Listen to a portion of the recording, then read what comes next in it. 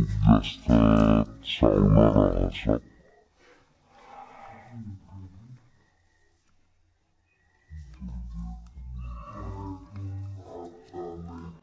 नमस्कार मित्रांनो, परत एकदा स्वागत आहे सर्वांचं आपल्या यूट्यूब चॅनलमध्ये।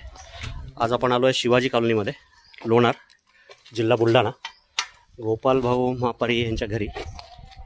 कुठे खाली मुंडक घातलं नेमकं काय नाही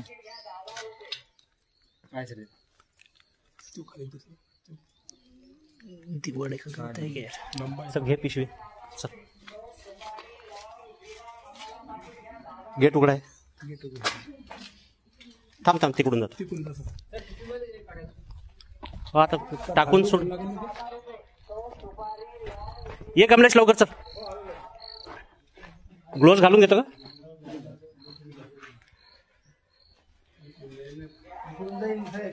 हो आता मी पण आहे ना इथं।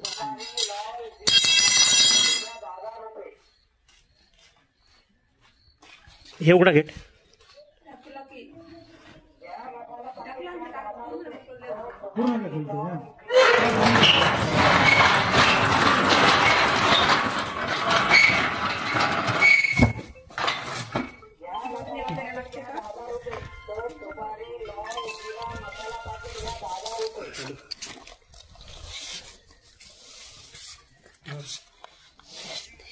ह्याच्या मागे दिवडच बॅक साइड करू सर। हो ती छोटी हे काढ, ही छोटी करू का? हो मागे फिरला।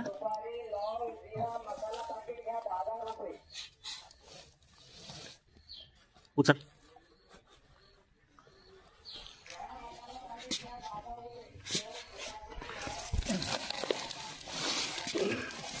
घे बाहेर।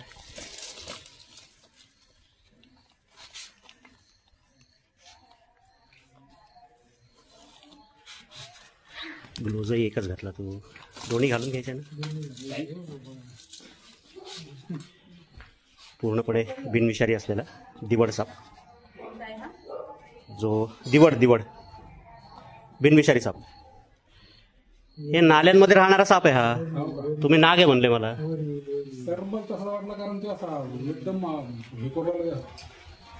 इंग्लिश नाव चेकर्ड किलबॅक, हिंदी नाव ढोरिया। बिनविषारी जरी असला तरी खूप जास्त चावणारा हा साप।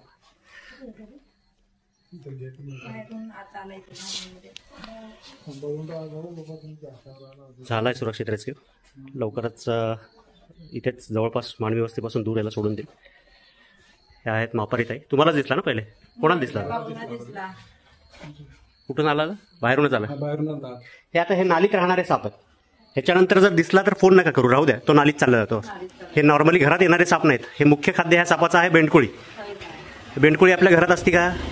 त्याच्यामुळे हा साप घरात येत नाही। हां, हे नाली वगैरे जे आहेत, गटारी आहेत, हे अशाच गटारीत राहणारा साप आहेत। त्याच्यामुळं घाबरण्यासारखं असं काही कारण नाही। आणि साप आहे बिनविषारी।